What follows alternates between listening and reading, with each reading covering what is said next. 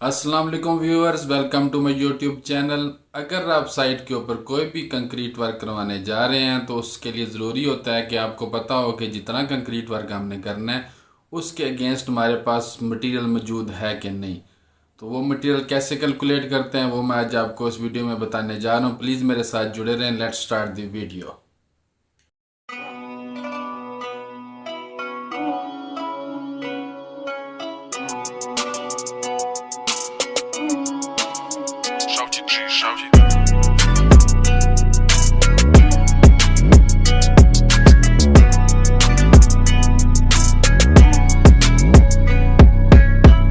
Viewer, suppose करते हैं हम जिस कंक्रीट की क्वांटिटी फाइंड आउट करने जा रहे हैं उसका ग्रेड है M15। M15 का मतलब क्या होता है? M जो होता है वो कंक्रीट का ग्रेड होता है और 15 का मतलब होता है उसकी 28 डेज़ के बाद कंप्रेसिव स्ट्रेंथ कितनी है। अभी सपोज करते हैं कि हमारे पास M15 ग्रेड की जो कंक्रीट है वो 1 क्यूबिक मीटर है। ये मैंने उसके लिए यहाँ पे एक डायग्राम भी ड्रा की है।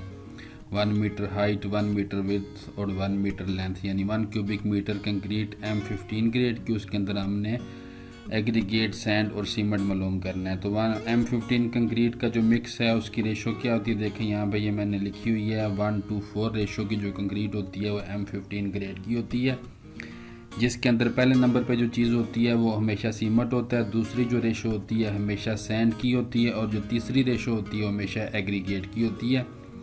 इसके अलावा एक और चीज़ आपने हमेशा माइंड में रखनी है कि हमने जो कंक्रीट बनानी है वो M15 ग्रेड की है जिसका वॉल्यूम 1 क्यूबिक मीटर है।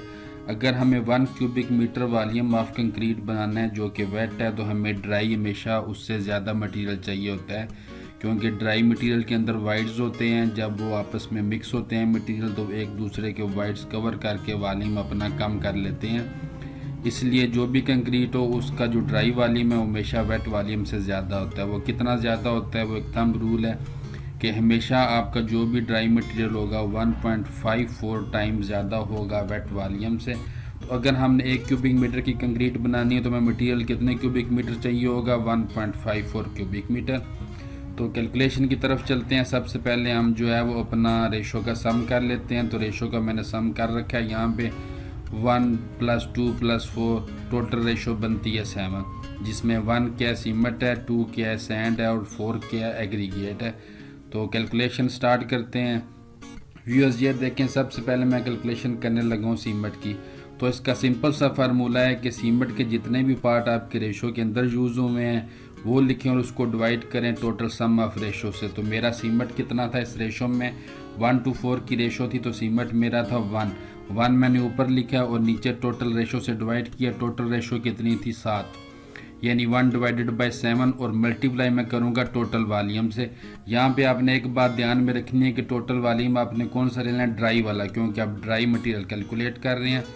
तो टोटल वॉल्यूम कितना है मेरा ड्राई का? 1.54। तो जब मैंने ये कैलकुलेशन की है आप करेंगे तो इसका आंसर आएगा 0.22 क्यूबिक मीटर। ये मेरा वॉल्यूम निकला है सीमेंट का, किसके लिए? 1 क्यूबिक मीटर कंक्रीट बनाने के लिए M15 ग्रेड की। अब मैं इस वॉल्यूम को जो है वो बैग्स में कन्वर्ट कर लेता हूँ। तो व्यूअर्स ये कैलकुलेशन आपको पता होगी, अगर नहीं पता है तो अभी से ये नोट कर लें अपने पास कि जो एक बैग होता है सीमेंट का उसका वेट होता है 50 kg और उसका वॉल्यूम होता है 0.0347। ठीक हो गया। इस वॉल्यूम को जो है मेरे पास टोटल वॉल्यूम निकला था सीमेंट का कितना? 0.22।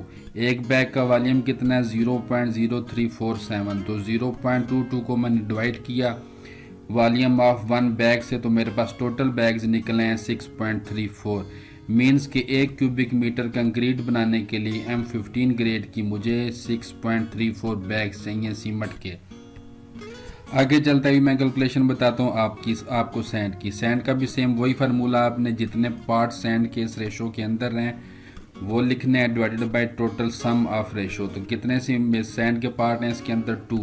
2 डिवाइडेड बाय 7 और multiply by dry volume of concrete यानी कि 1.54। तो जब मैंने इसको मल्टीप्लाई किया तो ये मेरे पास निकला 0.44 क्यूबिक मीटर। अब यहाँ पे मुझे इसको भी केजी में अगर कन्वर्ट करना है तो देखें ये मैंने नीचे लिखा है। जनरली जो है वो सैंड की जो डेंसिटी होती है वो 1400 से लेकर 1600 के बिटवीन लाई करती है। मटेरियल टू मटेरियल वेरी करती है, लेकिन 1400 से लेकर 1600 के दरमियान होती है। यहाँ पे मैंने लिया 1450 को मैंने मल्टीप्लाई किया टोटल वॉल्यूम के साथ, तो मेरे पास 638 kg जो है वो सैंड रिक्वायर्ड निकल आई है। इसी तरह हम बात करते हैं एग्रीगेट की, तो देखिए एग्रीगेट की रेशो मेरे पास कितनी थी 4, क्योंकि हमने पीछे पढ़ा M15 ग्रेड की क्या रेशो है 1:4, और आखिरी नंबर पे क्या होता है एग्रीगेट मींस क्रश जो हम कंक्रीट के अंदर यूज़ कर रहे हैं। तो उसकी रेशो 4 है, 4 को डिवाइड करना है टोटल रेशो से, सम ऑफ रेशो मेरा 7 था और multiply by again dry volume of concrete 1.54, तो ये मेरे पास आ गया 0.88 क्यूबिक मीटर। इसको फिर मैंने केजी में कन्वर्ट करना है, तो ये देखें यहाँ पे मैंने लिखा है 1500 kg पर क्यूबिक मीटर जो डेंसिटी है वो किसकी है एग्रीगेट की, और इसकी भी आपने याद रखना है कि ये 1400 से लेकर 1800 के बीच में जो है वो लाई करती है एग्रीगेट की डेंसिटी। यहाँ पे मैंने 1500 रिज्यूम किया, तो 1500 से आप मल्टीप्लाई करेंगे वॉल्यूम एग्रीगेट को, तो आपके पास आ जाएगा 1320 kg जो है वो आपको क्या चाहिए एग्रीगेट, किसके लिए M15 ग्रेड की कंक्रीट बनाने के लिए कितनी 1 क्यूबिक मीटर। ये जब आप कैलकुलेशन कर लेंगे तो उसके बाद एक बहुत ज़रूरी चीज़ है कि आप अपनी कैलकुलेशन को चेक करें कि आया जो आपने वर्किंग की है वो सही है कि नहीं है। तो उसको चेक करने का एक तरीका होता है कि हमने जो 1 क्यूबिक मीटर कंक्रीट बनानी थी उसका ड्राई वॉल्यूम कितना था 1.54, तो ये जितने मेरे तीनों मटेरियल्स के वॉल्यूम निकले हैं उनका सम जो है 1.54 होना चाहिए। अगर तो 1.54 है तो इसका मतलब यू आर राइट, अगर नहीं है तो आपकी कैलकुलेशन में कहीं ना कहीं मिस्टेक है। तो आए इसको रीचेक कर लेते हैं। हमने सैंड का सीमेंट का वॉल्यूम निकाला था, अभी आपने देखा तो ऊपर कितना है 0.24, मैंने यहाँ पे नीचे लिख लिया। वॉल्यूम ऑफ सैंड कितना था ये देखें 0.44, वो भी मैंने यहाँ पे लिख लिया, और वॉल्यूम ऑफ एग्रीगेट 0.88। अब जब तीनों का आप सम करेंगे तो वो इक्वल टू आएगा 1.54।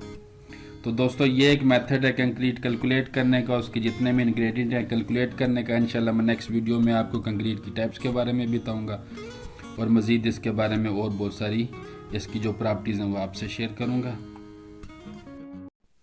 तो दोस्तों ये थी मेरी आज की वीडियो। अगर इससे रिलेटेड किसी भी भाई का क्वेश्चन है तो मुझे कमेंट के अंदर वो क्वेश्चन पूछें, इंशाल्लाह मैं आप लोगों को उसके जवाब दूंगा।